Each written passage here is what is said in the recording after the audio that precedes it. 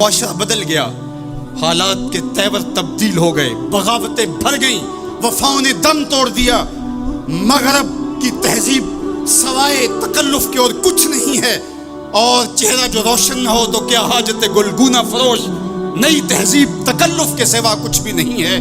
یہ مغربی تہذیب کی یلغار نے مرد آوارہ و بیکار و زن کمار باش کیا معاشرہ تخلیق کیا جا رہا ہے۔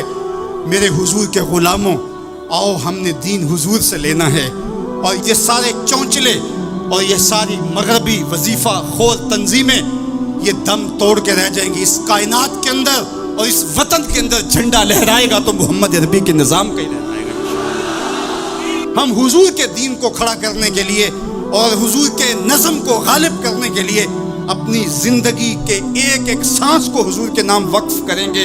میری زندگی کا مقصد تیرے دین کی سرفرازی، میں اسی لیے مسلمان، میں اسی لیے نمازی۔ میری زندگی کا ایک ایک لمحہ حضور کے دین کے لیے، حضور کے نام کے لیے۔ تو حقوق والدین کے جو ہے وہ بہت سارے ہیں، کہا تو اس کے ایک درد کے جھٹکے کا جواب بھی نہیں دے سکا۔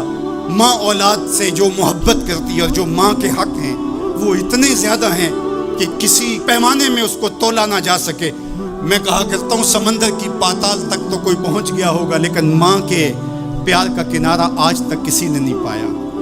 یہ سڑکوں کے کناروں پر بڑے بڑے ہیوی ترازو نصب کر دی گئے ہیں، پورا کنٹینر تول لیا جاتا ہے، لیکن آج تک ایسا ترازو میں نے نہیں دیکھا جس پر ماں کے پیار کو بھی تولا جا سکے۔ ماں جب بولتی ہے تو اس کے لہجے میں جبریل بولتا ہے، ماں جب مسکراتی ہے تو لگتا ہے جنت کی ساری کلیاں کھل اٹھی ہیں۔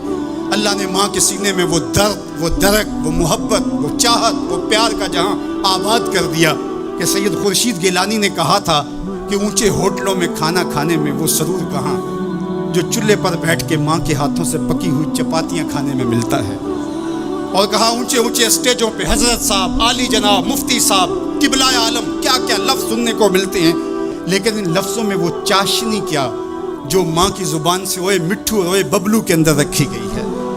ماں کے سینے میں تڑپتی ہوئی ممتا اور محبتوں کا جہاں، اس کی کوئی مثال ہی نہیں ہے۔ ماں کو اتنا پیار کیوں ہے اور ساری زندگی ماں کے حق ادا کرتا رہے پھر بھی حق ادا نہ ہو، کیوں؟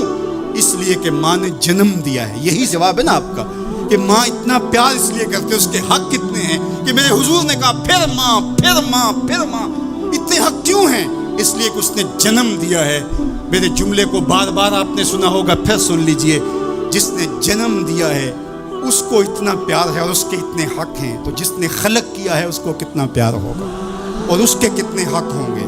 تو اللہ کے حق غالب ہیں۔ تو یہ جو حقوق العباد کی تلقین کی جاتی ہے تو اس کا مفہوم یہ ہے کہ اس کی معافی نہیں ہوگی۔ انسان انسان ہے، نہیں معاف کرے گا، وہ کریم ہے، معاف کر دے گا۔ تو اس کا یہ مطلب کبھی بھی نہیں نکلتا کہ جو ہے وہ اللہ کے حق کوئی کمزور ہے اور مخلوق کے حق غالب ہیں۔ ہمارے اوپر سب سے بڑا حق ہمارے اللہ کا ہے، پھر رسول اللہ کے حق ہے، پھر اس کے بعد ہماری ماں کے، ہمارے باپ کے، ہمارے مرشدوں کے، ہمارے استاد۔ ہم احسان فراموش لوگ نہیں ہیں، ہم جس کا بھی حق ہو اس کو پورا کرتے۔ مولا کائنات سیدنا علی المرتضیٰ فرماتے ہیں جس نے مجھے ایک حرف بھی پڑھایا اس نے مجھے اپنا غلام بنا لیا۔ ہم تھوڑی سی عزت ملنے پر آنکھیں سر پہ نہیں رکھ لینے والے لوگ، ہم احسان فراموش نہیں ہیں کہ کبھی باپ کو پدر شاہی نظام کے ساتھ مسترد کریں، کبھی ماں کے چہرے پہ لات مار دیں کہ تم کون ہوتی ہو میری زندگی میں مداخلت کرنے والی۔ ہم تو رشتہ بھی کرنا ہوتا ہے تو بوڑھی دادی امی سے بھی پوچھتے ہیں، جب تک وہ ہاں نہیں کرتی تو گھر کے اندر ماحول ہی نہیں بنتا ہے۔ ہمارا دین، ہمارا کلچر، ہماری تہذیب، ہمارا تمدن ہمیں یہ سکھاتا ہے لیس منا من لم یرحم صغیرنا ولم یوقر کبیرنا، جو چھوٹوں کے ساتھ شفقت سے پیش نہیں آتا اور بڑوں کے ساتھ جو ہے وہ توقیر سے پیش نہیں آتا۔ میرے حضور نے فرمایا میرے ساتھ اس کا کوئی تعلق، کوئی ربط، کوئی رشتہ نہیں ہے۔